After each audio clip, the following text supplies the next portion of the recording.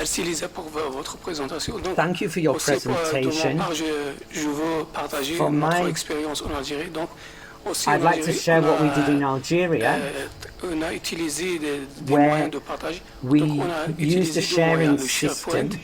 et We le used Dropbox. SharePoint Le Dropbox. and Donc, Dropbox.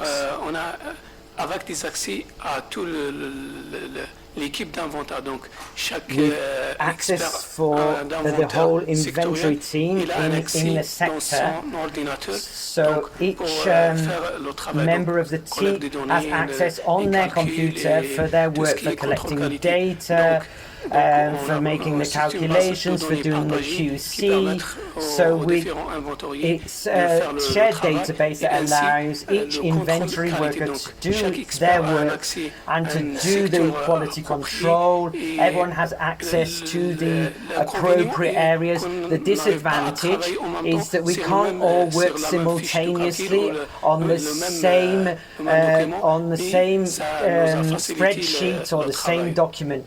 But that has simplified our work.